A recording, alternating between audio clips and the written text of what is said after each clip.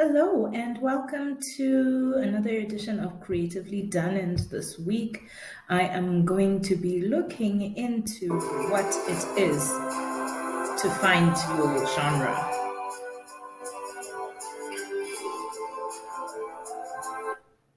Right, getting into it. I am a writer, and it took me a while to actually be able to say these words. It took me being published, being available on Amazon, being acknowledged by Google as one.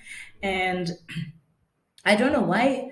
Initially, I just thought it was something I did for fun. It wasn't a thing that I did intentionally. And I think that wasted a lot of my time just not growing into my own skin. But thank God I eventually did. So when I did start writing, I was just writing what I could, everything, essays, poetry, whatever I could write, I would, letters. But so I can say that most of the genres that I did write, I stumbled into them, even though I did have literature lectures. And my teacher back then, Sister Jovita, did acknowledge that I had something for essays as well as poetry. And so it can happen that you stumble into your genre. You don't know exactly what your footing is and where you belong and what you're supposed to be doing. But I think, I hope that at the end of this presentation, you might really start being intentional about it, right? So if you're a writer, you have to know, do you like just poetry, mythology, fiction? Do you know about them? The other thing is, a lot of us might have the gift for writing, and yet we don't know exactly what is meant by genre and all of that. Okay. So, and this is affected by whether you were trained or self taught. Okay. So, some of us, we are trained writers from the fact that, my first degree was media and society studies, but before then, I did literature studies, like I said, and I had training into not only poetry and literature appreciation, but also how to write. So, we were taught how to write in iambic pentameter, all the forms of poetry, as well as essay writing, what is required when you're doing a research, how do you write in third person, and academic writing, how you don't say I, but you refer yourself in the third person, like the researcher or that sort of thing. So being trained and being self-taught obviously has an impact or a bearing on how you're going to write. I find that trained people tend to be very technical, and sometimes it might get in the way of you actually writing what you're supposed to write. And then you've got self taught people who sometimes are off the tangent. And I'm sorry to say this at the risk of being hated, but sometimes self taught people are difficult to edit, not a lot, because they've got this, it's my writing my way. Yes, I understand. And a lot of people take Chinua Achebe's words, if you don't like my story, tell your own. But the truth is, Chinua Achebe was also really trained in how to write. He did study literature at an advanced level in university. He abandoned medicine for literature. So and I found that a lot of other great writers in the world had some sort of training or mentorship that they went through.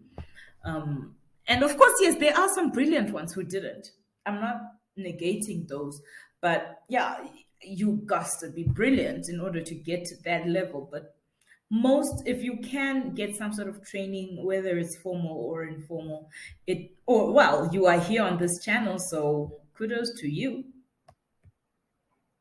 Yeah, so developing a writing style. Now, it takes time to develop a writing style. I am finding that I am actually very good at nonfiction. Every time I write nonfiction, people like it better than when I write fiction, even though I am going to hopefully publish one novel in my life, but the rest is going to be collections of either essays or stories. because I do better in that genre. But you need to, when you're developing a writing style, try to be independent of other people. Of course, you may have people you admire or styles that you admire, but I would really recommend finding your own voice, your own way of writing. And but don't be disappointed too much when you find out that your style might not be as unique as you think. So, for example, I had a non trained friend a few years ago who was bragging about not putting capital letters, not putting, yeah, capital letters or punctuation in his writing, and that it was unique. And I was like, no, we actually call that stream of consciousness in literature studies.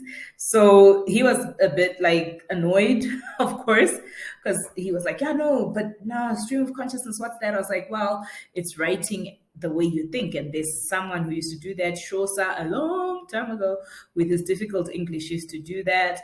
So once you've got you develop your writing style, it's very important to then, of course, move into like, well, when you're writing, identify what your voice is like. Is it serious? Is it tense? Is it deep? What, is it conversational and free? All those things you kind of need to know when you're deciding what your genre is. And then, of course, your grammar and technical bits. So it's good to know what language to use, or the style, even the spelling style is important. Are you going to be using text message sort of writing where you leave out some letters and words, or you use abbreviations, what you up to, that sort of thing, like, the modern day 21st century type of writing. You can even have emojis. I think, I'm not sure, but I think I heard that there's somebody who wanted to do their PhD using the language of texts, of WhatsApp texts, basically, and using emojis. And to show, it was a language person, to show that language is ever evolving and that we are moving into an era where images will speak just as much as words. And this is going to be quite interesting. So, yeah, your language, your grammar, your technical tidbits, the technical bits I'm talking about, also include issues of commas and punctuation marks, and where you put capital letters. All those things, when you're writing, you kind of need to get in touch with them. Now you have decided, okay, this is my genre, this is the voice that I want to have, this is the presentation I got to have. It's very important that you perfect your art by doing it consistently and constantly. So people think writing is one of those things that can just come as inspiration. You do it today, and you have to wait until the next time. But it really takes discipline. I think I'm going to say this in almost all the videos we're going to do about Creatively Done. It does take discipline, it does take time, and it does take perfection, right? I give the example of Cameron, the maker of the Terminator. And I'm always like, the Terminator that was first made in 1984 versus the last one are very different. You can see there's perfection in the film, in the whole visual presentation of it. The scripts are much better. There's character development in comparison to the old ones. And so that's what happens. You are going to become a better writer if you write more. You cannot become a better writer if you write once a month. If at best we suggest that you write every day, no matter what you write, whether it's important, whether you're going to publish it, it's important that you at least try to write every day to perfect your art. And after you do that, don't be shy to share your writing, right? Let others in when you're choosing your genre, because you might think you're writing comedy and you're writing horror or drama. it might be flat. So have a peer group, which I have. Like I've got 10 people that I can send to my writings who I know are going to read it and give me feedback. Have strangers also. Don't just have people that you love and care, and those who love and care for you who might want to protect you from yourself by not telling you the truth that you suck. So give strangers, or if you can, give children, because they tend to be very honest. Sometimes strangers, yes, they can be kind of nice to you, but or give people without telling them that it's you who wrote it. Like just like, can you read this? It's something that I found. You'll get a real response. And then if you can find genre experts to help you with your genre, I would really, really recommend that you do. Let others in. And then after you've done, like maybe you want to publish, you've written all that. When you let others in, sometimes it means like having an editor or your beta group who read your story and tell you whether they think it's a feasible project. After that, you need to set your writing free. You set your writing free by publishing it. Yes, something that we are doing now at Upenya Creativity. So set it free, let it go out there.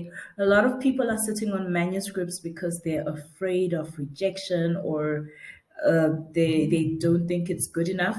You will only know if it's good enough if you set it free, if you put it out there. And even if it's not good enough for them, it doesn't mean anything. I just want to give examples of there's some people who thought that, okay, well, one of the people who I know for a fact, Tolkien was never happy with Lord of the Rings. Look what it's done now. It's a legend. It's a cultural uh, part of literature, but he was never happy and he didn't want to release it. He didn't want to set his writing free. And I know for many writers, we write for ourselves, for expressing ourselves, but I think we also help others express themselves, others who might not have words or even just the gift of sharing emotions and thoughts clearly. And when a writer does that, they help others come to their full selves. So don't hide your gift. Right. In conclusion, I just want to invite you to bring your story to life. If you don't have a publisher or you kind of like, okay, I can't take this to the big names of publishing. Why don't you try us, the youngest name in publishing probably, and we can help you bring your story to life. And these are the contact details. Where are they? There. The contact details are right there. And don't be afraid to get in touch. Thank you.